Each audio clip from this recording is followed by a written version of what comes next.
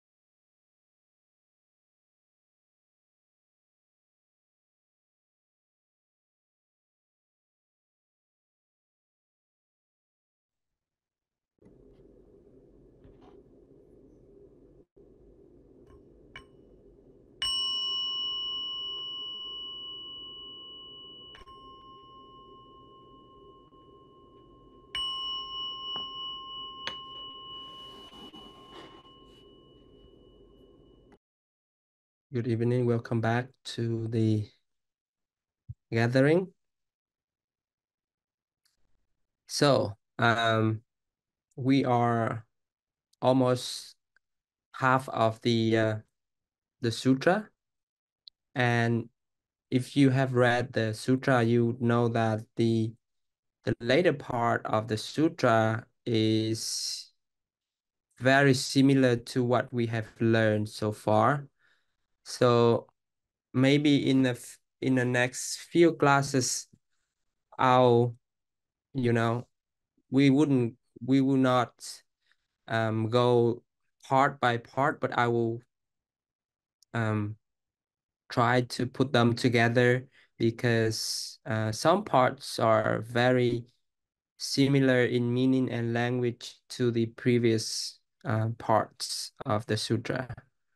Um, and I hope, even though we said that this is an ongoing journey, but I hope that before mid October we could finish this sutra and then move on to whatever we have next. All right. So today we'll learn something that is we have read but we haven't touched. So today we'll learn the part and I will we you don't need to read it. I'll read it. This is very short sentences. So the teaching this is the hidden meaning when the Tathagata says, "Bhikkhus, you should know that all of the teachings I give to you are a raft. All teachings must be abandoned, not to mention non-teachings." We haven't learned this one, right? So this is very important. This is the most, I think, profound teaching that no other spiritual teachers uh, dare to say about their teaching. Um, the Buddha say, my teaching should be abandoned, not to mention other things, right? So usually when we find something important, we try to hold on to it as long as we can. We are like wanderers who, do not have a destination, and then suddenly we have found a refuge where we can be safe and protected. Who would want to abandon a safe place, right? Similarly, we were so unhappy and maybe suffering before, but then we found the Buddhist teaching, you know, after a few retreats or meditation practices, we feel so happy and at home in the teaching. We know deep down that this is our spiritual path. Now, the Buddha says that we should abandon the teaching altogether. So where should we hold on to in this chaotic, world? We need something to hold on to, right? So the teaching are meant to guide us, across turbulent waters of ignorance and suffering and help us to, you know, get to somewhere, you know. It's like the Buddha said, it's like a raft, a boat, you know. Once we have crossed the river, we no longer need to carry that raft on our shoulder or on our back. That is the meaning of this.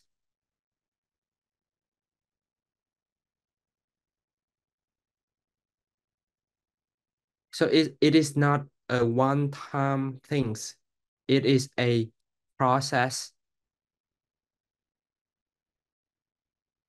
In the same way, all teachings must eventually be let go, as clinging to them can hinder further progress. The ultimate truth lies beyond words and concepts, and true liberation comes from direct experience, not from attachment to the teachings or doctrines. The Tathagata emphasized that all teachings being mere tools for liberation must be abandoned, must last those things that are not teachings at all, right? So what do you think? In your own practice, what teachings have you abandoned to allow you to progress on the path?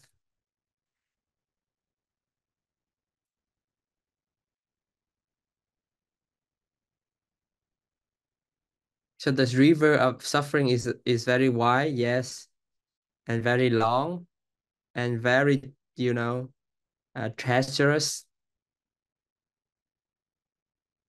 right?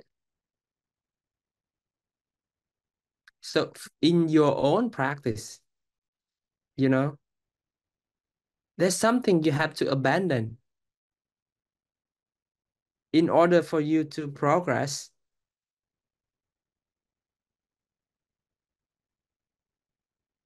For example, I can give you one example. Um, the teaching of non-self. So when you hear the teaching of non-self, you don't go around and deny the existence of other people. You don't go around and deny the suffering that people experience. You don't go around and, undermine what people have gone through in their life, right? At first, when you first heard the teaching of non-self, you will say, oh, this person, this me is not real. This person is not real. Therefore, the whatever feeling, whatever emotion, whatever experience this person has are also not real. So that is easier for you to like let go of certain types of negative emotions, certain types of attachments, right? So that's you holding on to the teaching of non-self in order to help you, you know, um overcome the notion of a person.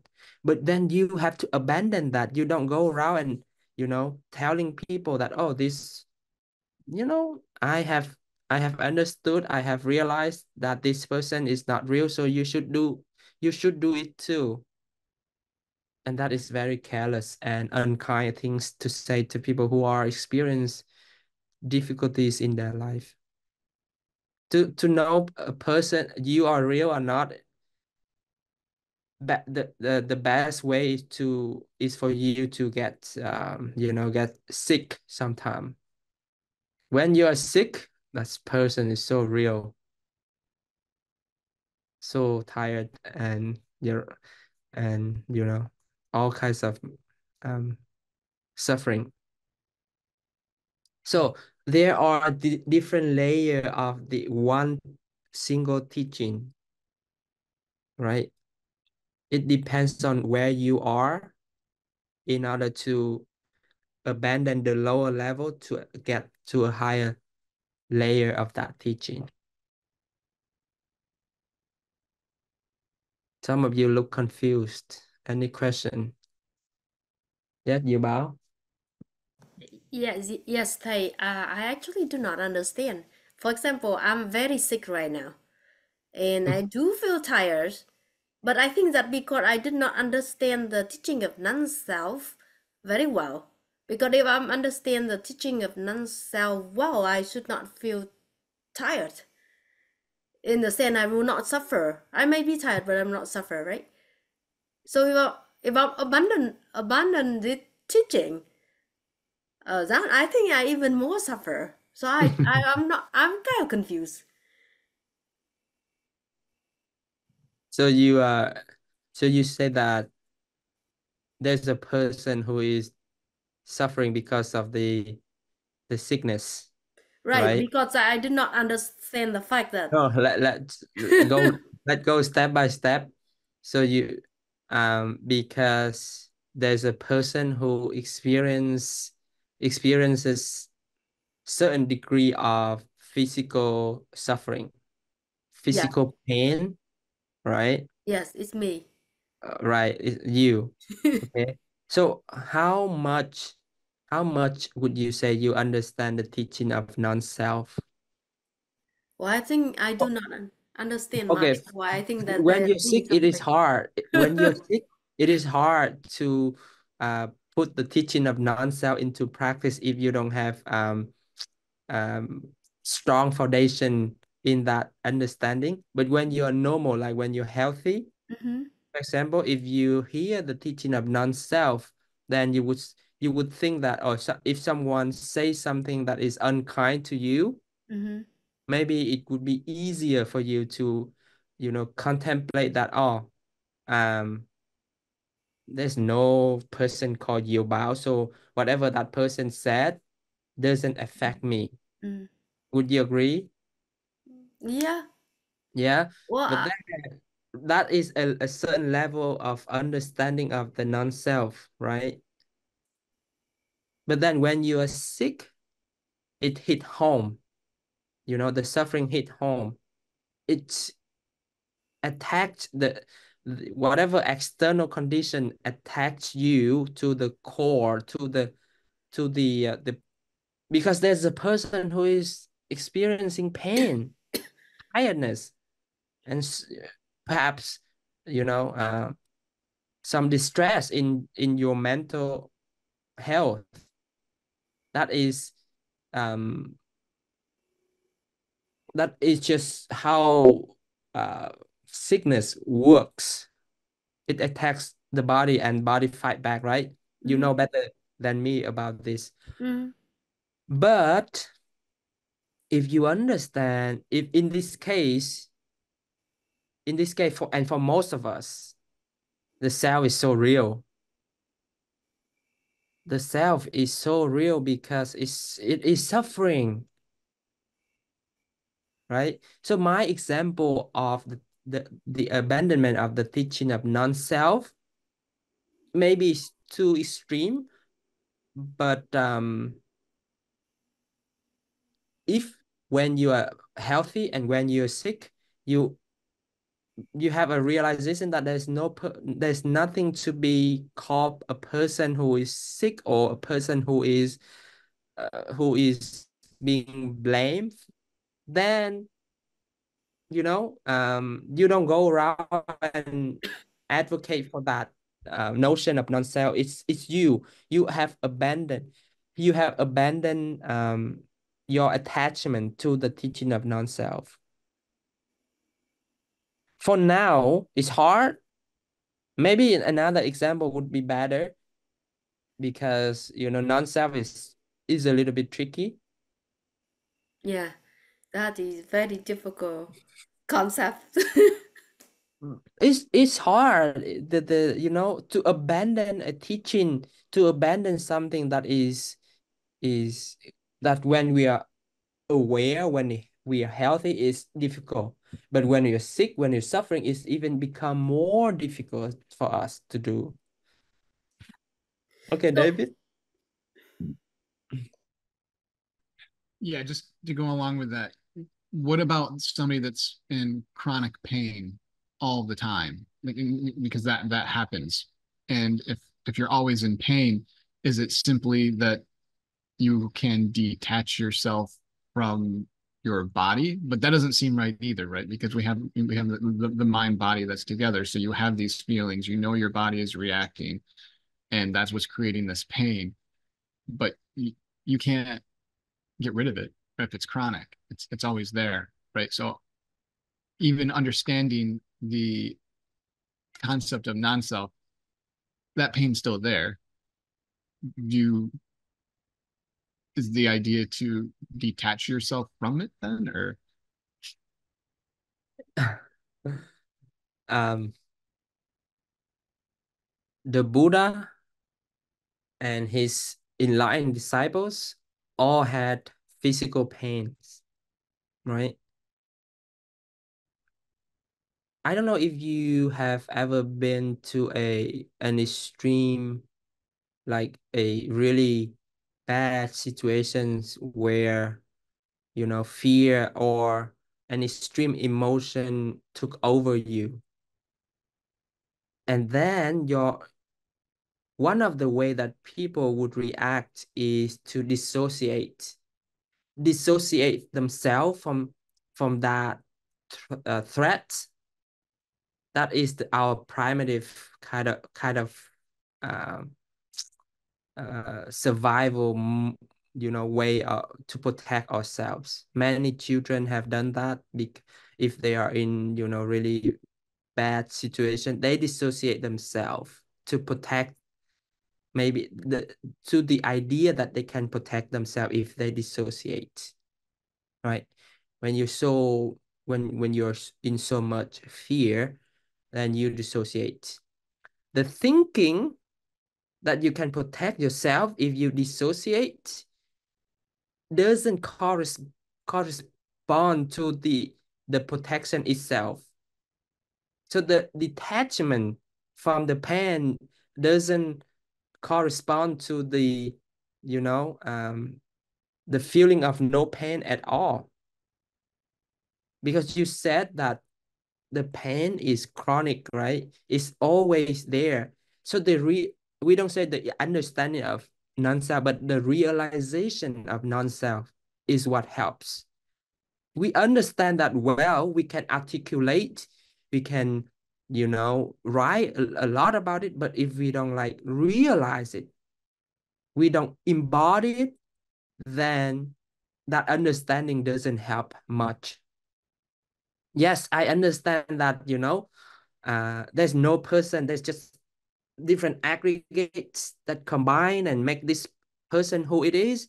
I understand it very well, but when somebody says something mean to me, it still hurts. So that understanding doesn't help much. Just the realization, the embodiment of the teaching, the practice can help. Tan? All right, this might be on a whole different level, but how difficult would it be to eliminate the concept of perception versus like deception versus perception in like forms of judgment? Which one? Perception and Deception deception? or perception versus perception and it was one of the things we talked about. It was perception and Mental formation. yeah, mental formation, yeah. Okay. So this is perception. Um I don't so the question here is how to kind of transcend those perception, you know. Yeah, it's only possible when we constantly um put it into our practice. So one of the practice is be mindful of our mental formation. Be mindful of whatever, arise in our mind. So mental formation for those of you who speak Vietnamese, it would be called nội kết. So mental formation here is, when you have um a perception of something, right? And if that thing is negative, then your mind form a mental formation. If I have, for example, if someone said to me, um, David is a bad person, then I have a perception, right? I have a perception of who David is through what other people said. If I have my discrimination and prejudices toward David, then I form that mental formation image of him. So if that mental formation is not transformed, then I always look at David as a bad person. So that mental formation is formed through our perception. And if we don't get our perception right, then we have different mental formations that that determine how we look at the world, right? So again, come back to the idea that which teaching have you abandoned or transcend since your practice? Because I use one example, which is non-self, and that is a little bit hard because we're still trying to form a healthy self first before we can do the non-self stuff, right?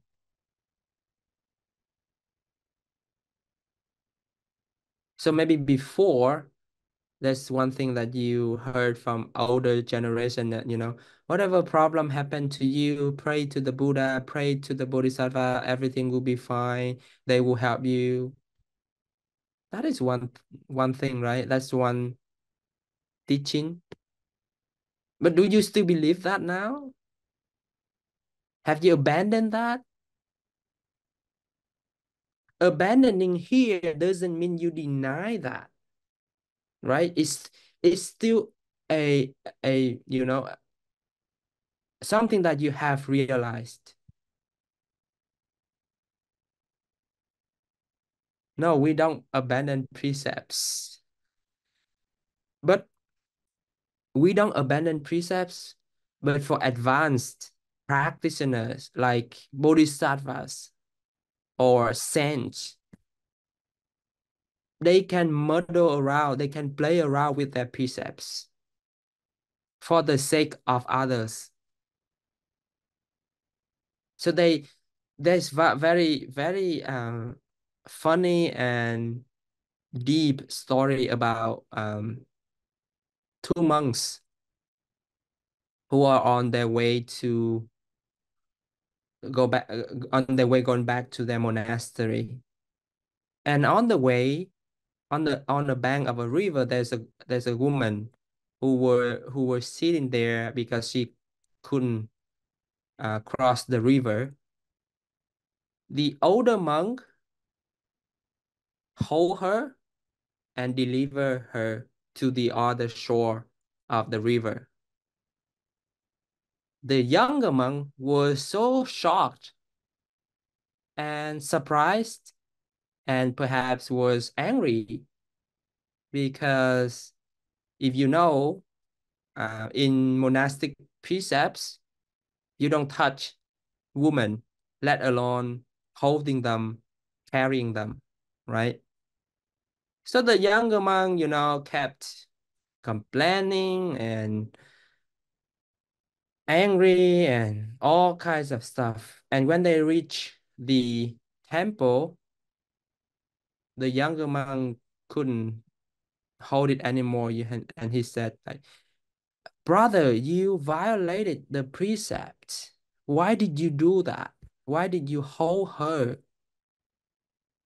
And the older monk said, I already let her go, you know, at the shore of the river. Why are you still carrying her here? Right? So the younger monk, while trying to be a good monk, is so rigid in terms of the way that he, observed precepts. The older monk, with more flexibility and maybe transcend the way we under precepts conventionally, he practiced the precept more freely.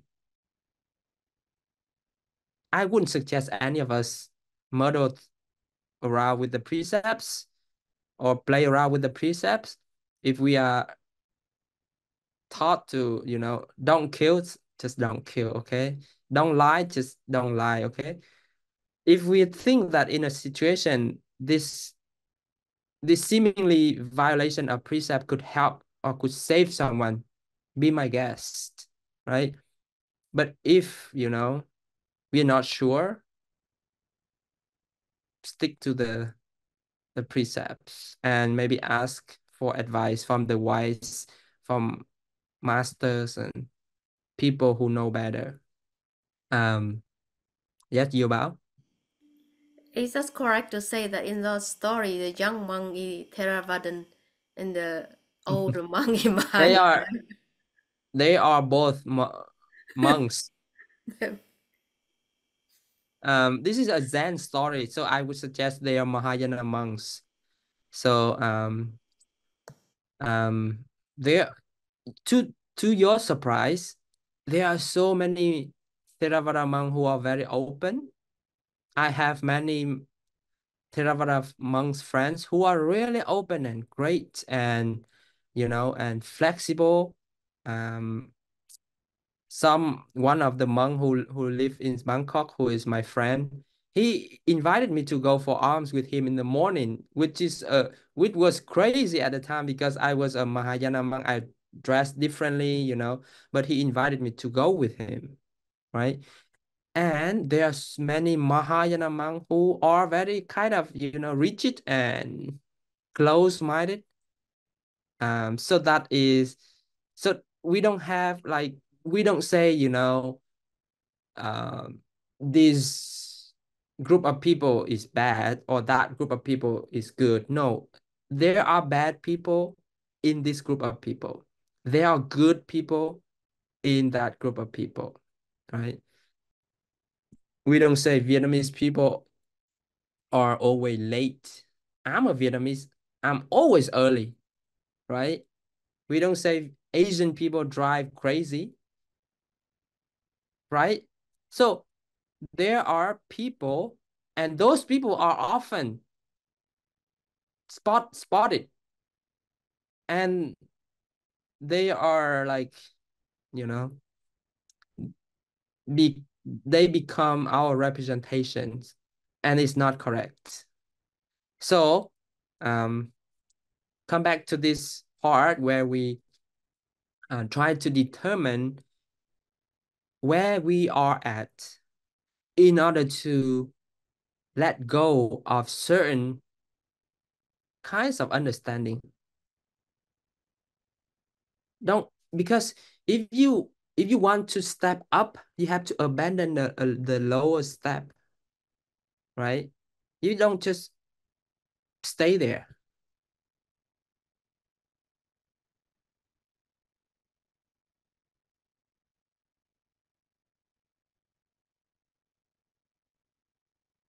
So we have to sometimes examine our practice.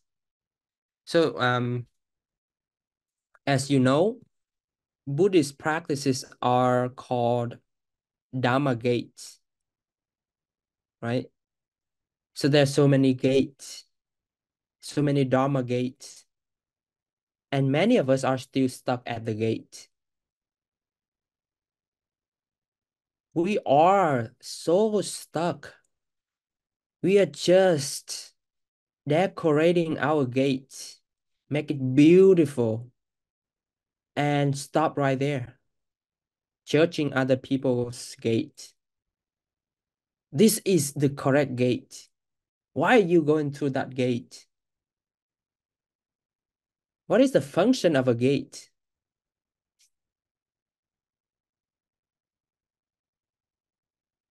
A gate is a door for you to go through. And what is your, what do you see after the gate is more important than the gate itself. So now you're stuck at the gate. You go to somebody's home and then you just admiring the gate or their door, and then you're stuck there. You didn't go into the house. What's the point? Go in there. Many people, I know, many practitioners very proudly say that I am Zen practitioner. I am Theravada practitioner. I am Mahayana practitioner. What's the point? So many of us are stuck at our beautiful gates without knowing what is behind, what is the beautiful thing behind that gate. So we have to abandon the gate. Come on. Go inside and explore what other things that maybe more beautiful, maybe more surprising. I don't know.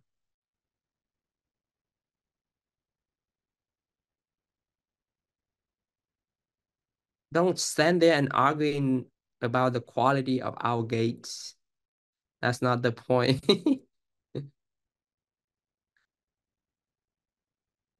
Right?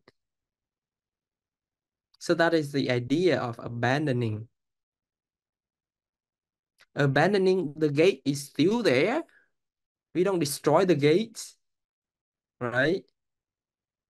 It's still there, but we are deep inside the house or inside the castle or inside the, whatever that is we are seeking.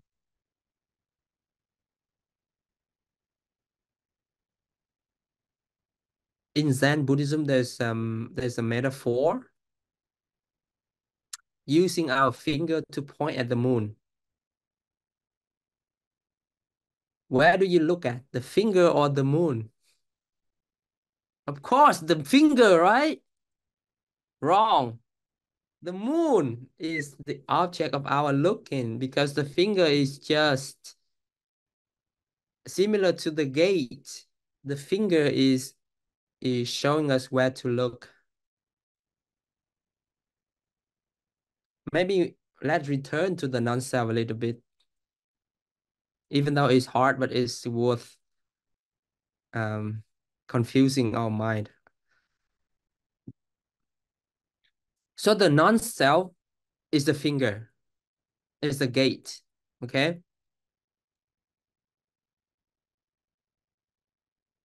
What is the teaching of non-self pointing at? It is not the ultimate truth. The teaching of non-self is not the ultimate truth. Some people who comes to the Buddha asking about this, sometimes the Buddha say no self. Some people comes, sometimes the Buddha didn't confirm that there's no self. Why is that? Because that the teaching is just a finger.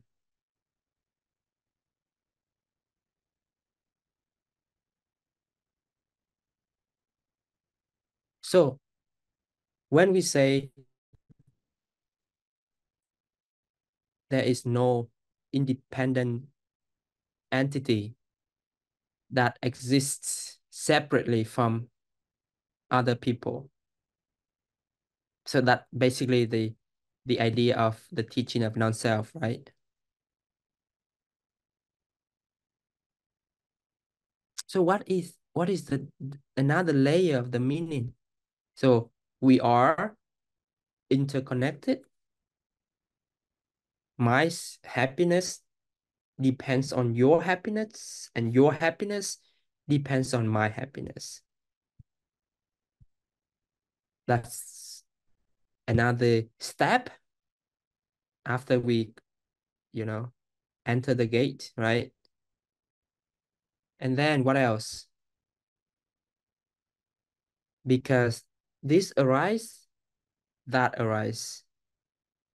Because I have a house, therefore I have to pay mortgage, therefore I have to take care of it. So because this arrive, that arise, right?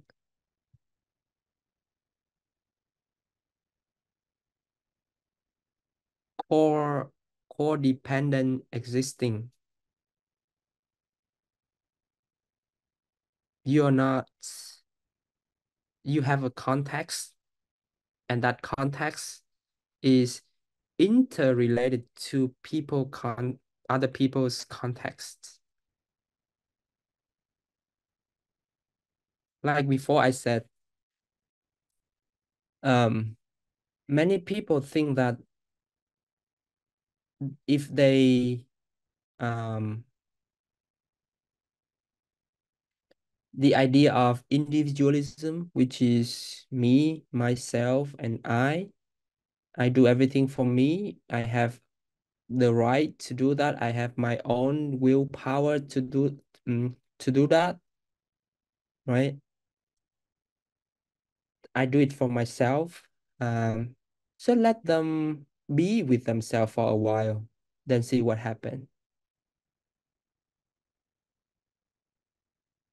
They said that they do whatever it is good for themselves, but if we let them be with themselves alone, they cannot bear it.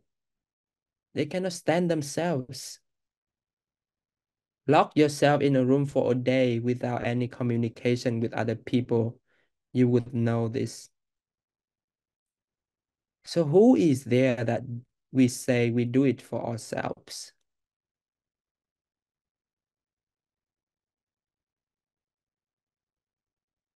You see the non-self there?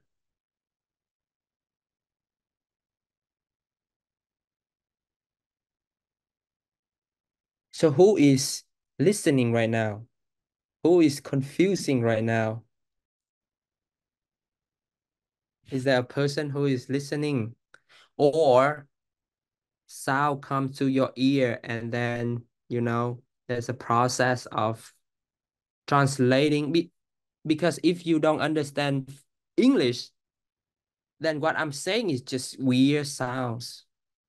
But if you understand my language, then with your education, you put together some task in your mind and it will translate into something maybe meaningful, maybe meaningless, but it's a process of your education, your learning. If you don't learn, then you don't have that capacity to understand. So where is the self here?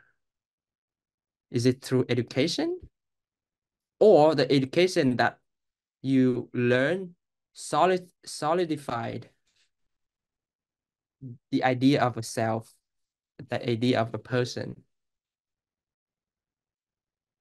So it's just a mental activity that I want to play around with you. Perhaps is uh right now it's not easy for all of us, but it's a good activity every once in a while to play around. Um, the self is also a gate. What do you think?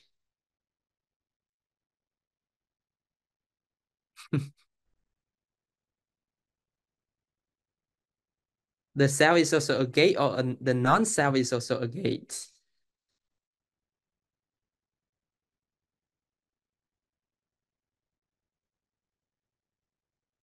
It's the question of to be or not to be.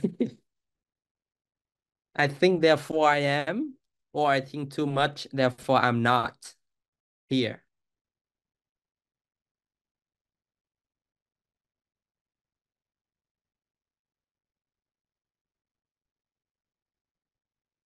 We are listening to ourselves within ourselves. All right, so this is way too far. Okay, let's return to this. And I allow these beautiful selves to ask more questions. Unmute yourself to ask and share, okay? Even though we know that no one is asking, there's no self, but still, there's something in Buddhism called compassion. So compassion does allow self to exist every once in a while. 10? Okay, so back when you gave the example of like locking yourself in a room, I had myself locked in my room when I had COVID, and it was like talking to myself and hearing myself think.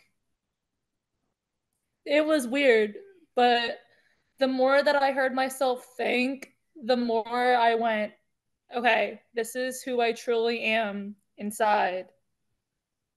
Does that have anything to do When, with okay, so like, when we say I hear myself, what is what is the one who heard? What is the who which one is hearing and which one is talking? Are they the same thing or are they different things? Inner dialogue, yes. So when you have a dialogue, you need two, right? Can we have a dialogue with just one person? Can we just like if I'm talking right now, is the one who talk and the one who hear the same person or different? We would say the they're same. different people? We would say the same. Oh, okay, yeah. Would you say different? So there are so many people in you, or Well, if I was talking to myself, then that would be me, myself, and I. But if I was talking the to three? Now three. This is a good entertainment. So who is the self? I told you no self. Why is still why there's still a self here? So that's why it's important in Buddhism. We have wisdom and we have compassion, right? So no non-self. Okay. So we have wisdom and we have compassion. Wisdom without compassion is sometimes cruel because you go around and denying everybody's existence, everybody's suffering, then that's not good. That's very cruel. With compassion, that sometimes people just exaggerate their suffering. Sometimes if only if they can step out of that situation, they would free themselves from suffering, right? But um, we cannot talk sense in when people are suffering, right? So compassion comes to the fore in order to, allow people to suffer a little bit. And then when there is trust, they can listen to our wisdom.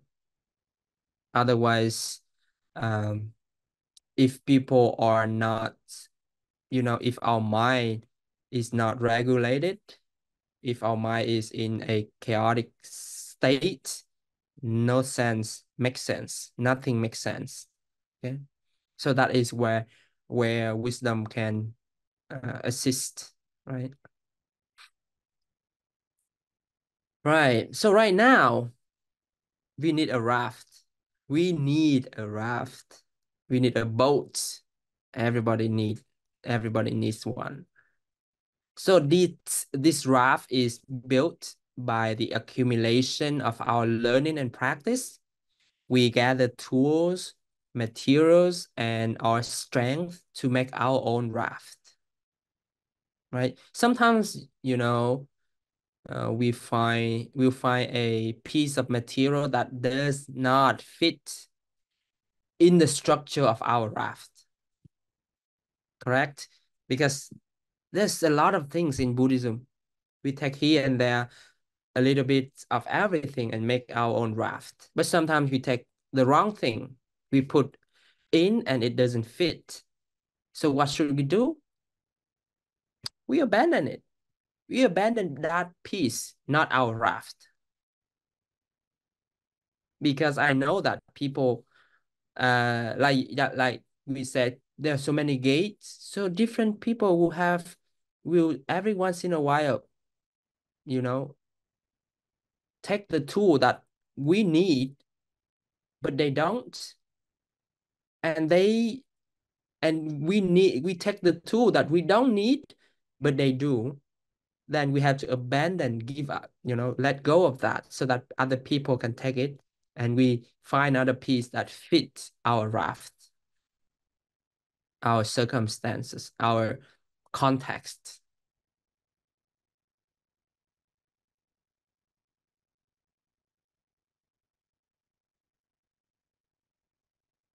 Other people may find, the piece that we abandon useful to their structure, and they would use it, In our Sangha, we are building a raft together. Each of us is a part of the whole structure, because we are interconnected, right? And your raft, our raft, can be big or small, depending, how much you want to put together. And in Buddhism, how many people you want to carry with you. Sometimes people will abandon their raft because to them it's hard. Maybe I don't want to cross river yet, so I just wander around here, you know. Um, Maybe they're still waiting for more suffering to come, more excitement to come. But for us, we keep building our raft together.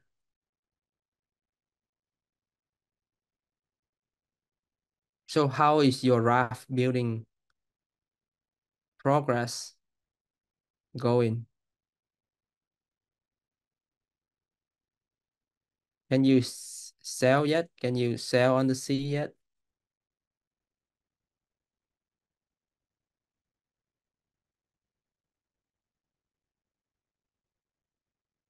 The important of the practice is not just to accumulate, it also to let go, right? It is the beauty of our practice, our spiritual practice. Less is more. That's something I heard. The building of the raft is hard. The crossing is harder. But the abandoning after crossing is the hardest. So where are we now? We are in the very first one, the building of the raft.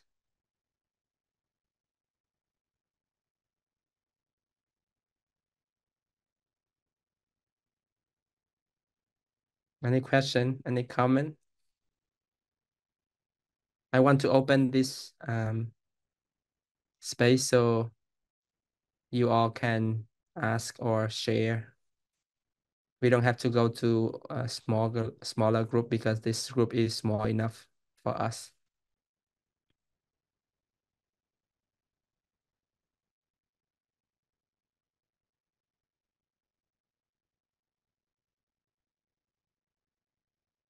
I think in our spiritual practice, we accumulate so many knowledge and forget to you know compose those knowledge into wisdom. Knowledge is what you accumulate through learning, through reading, through listening.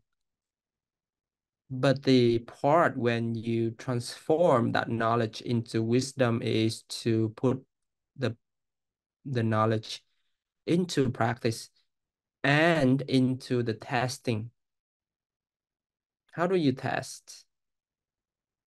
Test, for example, test your kindness, test your compassion, test how much you know about non-self by not getting angry at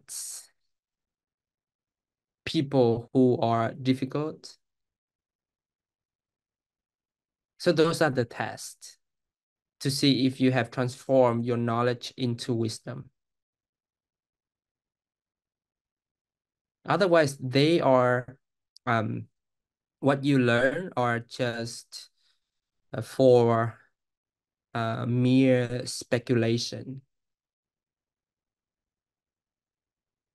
That's why the man our one of my teachers, one of the teacher that I admire, Zen teacher Thich Tam Tien said that,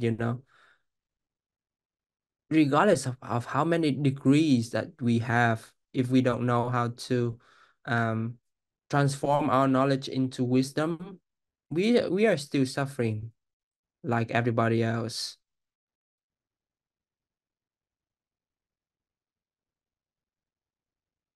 Because this world is, we are going against the stream right now. For now, like each of us, we have we we call ourselves by certain name, with certain thing associated with our name, like ID, driver's license, bank account, a house with your name on it, the one who paying mortgage and so on. So, you know, those things solidified the self, right? It's make it more real. And how the question here is how to abandon them, but you know, how to have them, but not getting uh, stuck in them. How to have them as our tool, not our master. The vehicle is our tool, right? It is not our master. It drives us. We use it. We don't let it use us.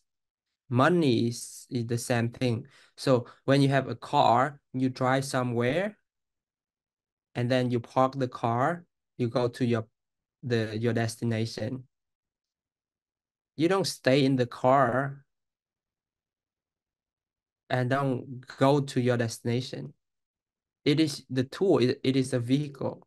The vehicle is to transport you to places, not the place itself. So Dharma, the teaching is like that. The gate is like that.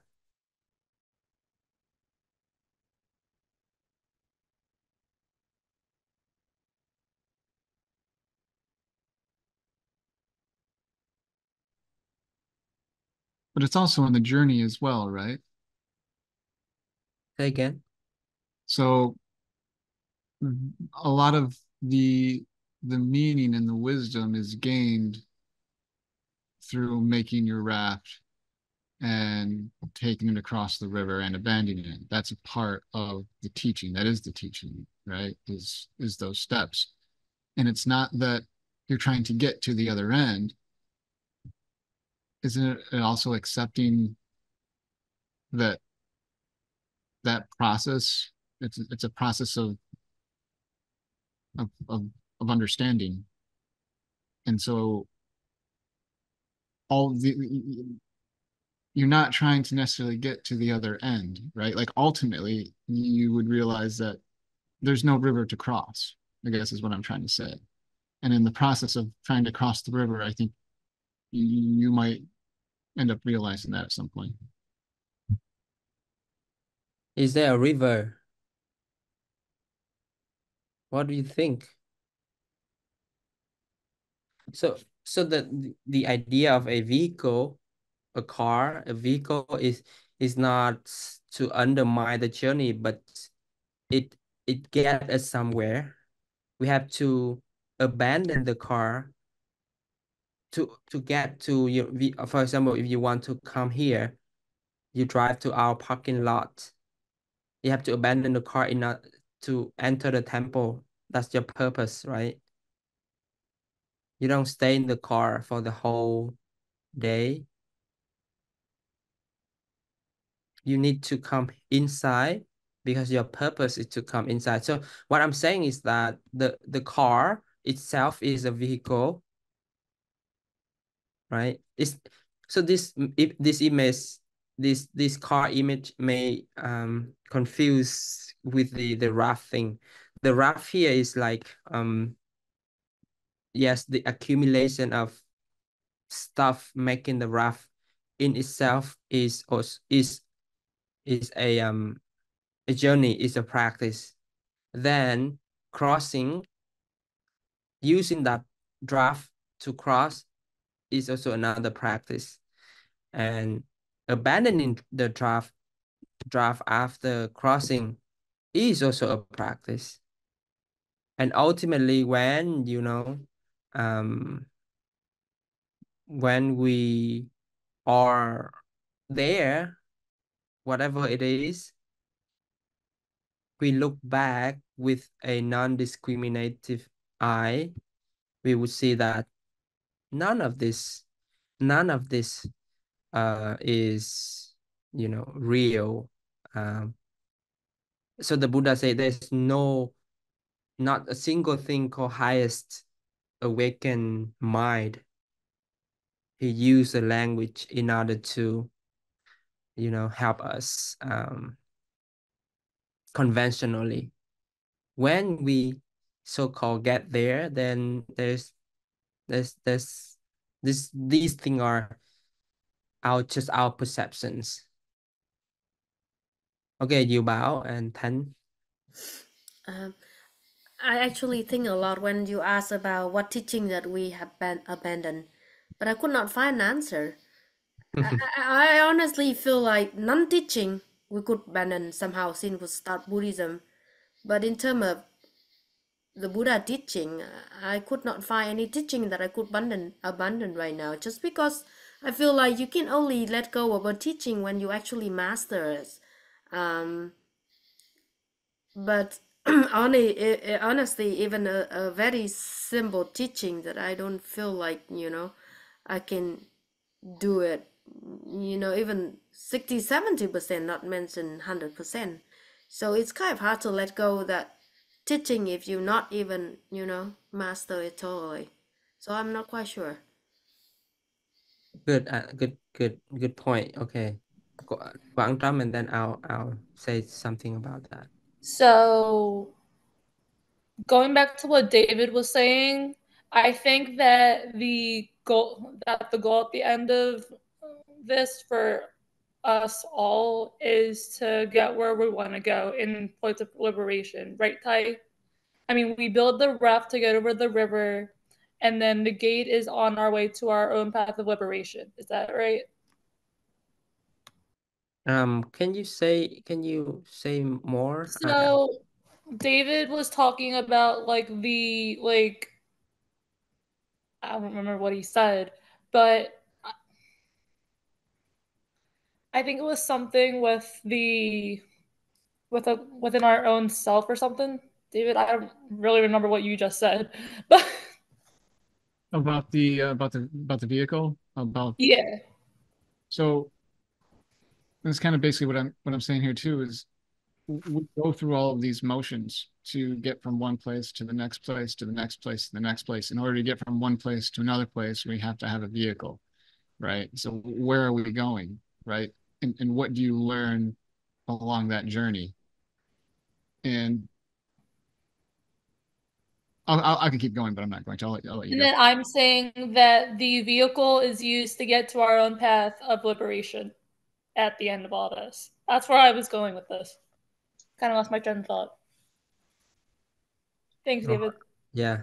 Okay, Quang Trum. Dear thầy, I think I don't use the example of a raft or um, a gate, but I can understand.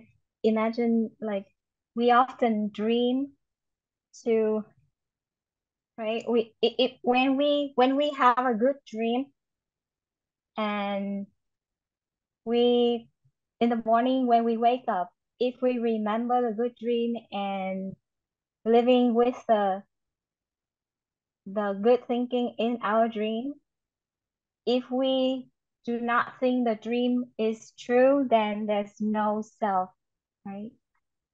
And um, but if we wait, I don't know. I was thinking. Keep So going. It's okay. Keep... I try to explain the non self in our thinking.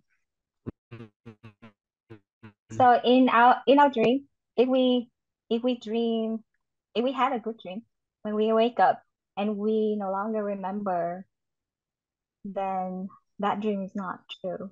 There's no self in our dream because there's actually no self existence, right? Hey? Um, I'm not sure. I follow you there.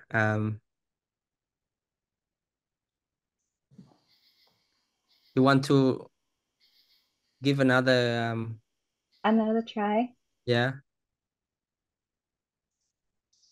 anybody can jump in to help. I mean, who can point out what exactly the self? Who? I mean, what part of the body is the self? I mean, we say that there's the self is me, but who is actually me? If extrovert can point out,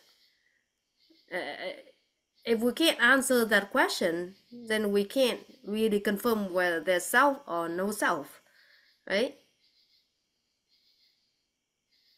So there's a self or no self. One answer. Quick. No self. Okay. So who's talking? We're just talking. A voice in your head. So we have to have self before we can realize there's no self exist. This is interesting. We I need a honor. self. We need a self in order to have no self. Yes, I think so. I feel like the concept of no self is difficult just by explaining by words. I think your practice have to get to certain level that it just come to you and you actually know that it is something that difficult to just explain. And even if we explain and we know that they're no self, but because we do not actually experience it, then we could not bring it into practice. I think the fact that none of us could bring that into practice to or because we should never experience it. Yes. Like the dream, we we don't experience the good things that we had in the dream. Then there's no self. Dream is tricky. Dream is, according to Freud, I think he loved to examine dreams. And dreams are something that our subconscious mind, is working in our sleep. So that's part is, let's put a hold on that first. Let's just, even in what we call reality, when we are awake right now, we are not awake. Buddha is awake. The word Buddha is in itself mean, the one who is awakened. So right now we think we know, we think we are awake, but um, we are still asleep. Let just one simple example. If you say there's no self, If someone just insult you, then the self is very real.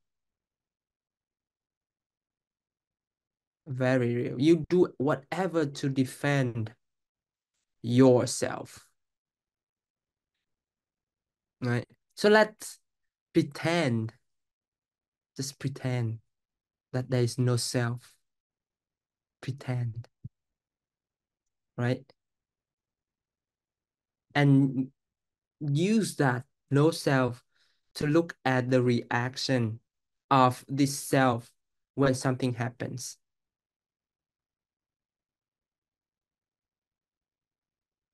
Let's imitate what our master did when when they have realized no self fully.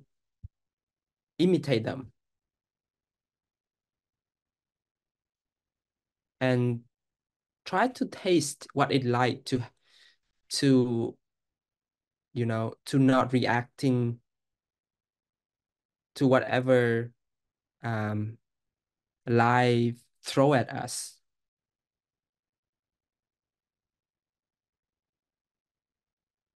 It would be something we could try, because usually we react with the idea of a self. Now we react with the idea of no self. Let's see what happened.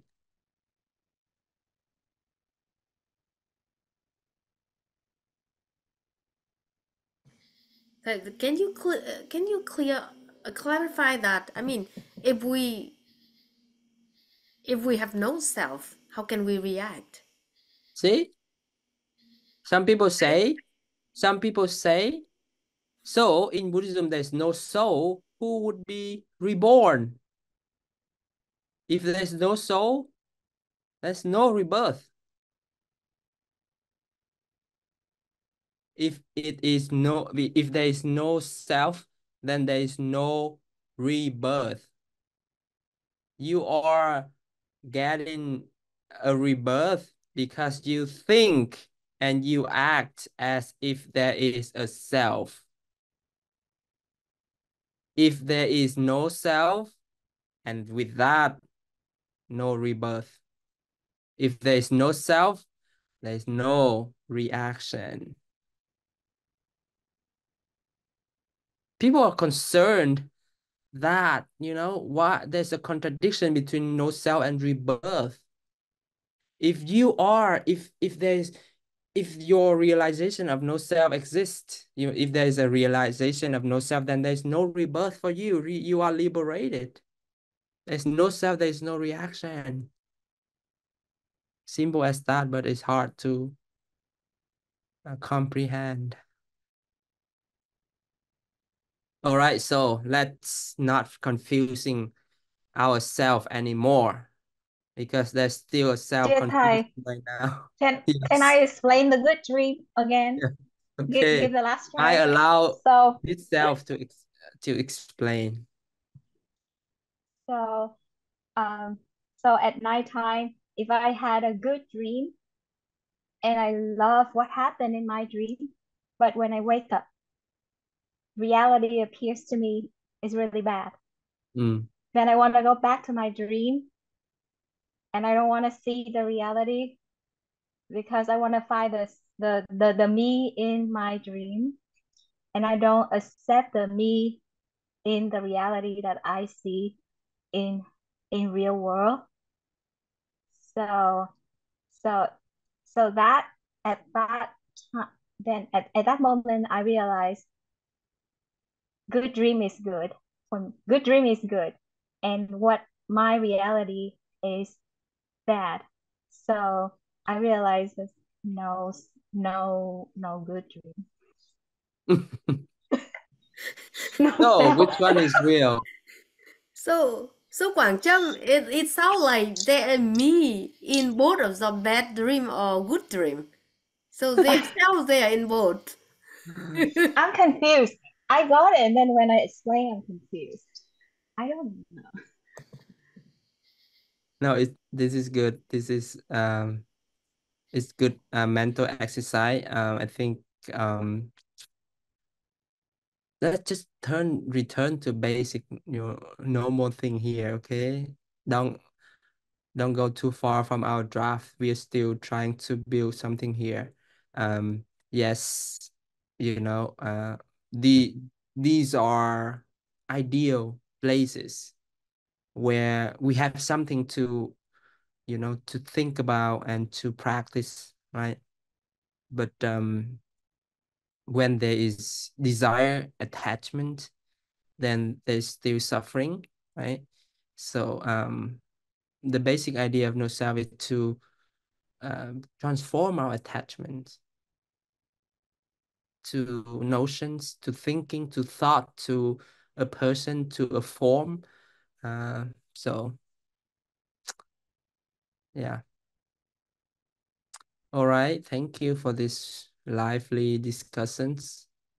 I hope you cherish yourself for what you have done, and sometimes abandon the self a little bit so that you can step out of this reality to see, is there something else? Okay, thank you everybody, and let's just I'll do a short dedication of merit, and oh, no class next week, just the gathering with between you all, because I have my intensive at school next week. So I'll see you a week after next. Thầy, Yep. next week there many of us go on a retreat, so I'm not Okay. sure. So I'll send email, no class at all. Okay. Thank you. May this merit be transferred, be dedicated to all beings who are still suffering with the notion of a permanent self. May we realize every once in a while there is no self. May we be safe. May we be happy. May we be healthy. May everybody be safe. May everybody be happy. May everybody be healthy. All right. Thank you. Thank you, thầy. Thank you, thầy. Beautiful. Good Have a night. good Good night, night, everyone. Good night, thầy. Have a good dreams, everyone.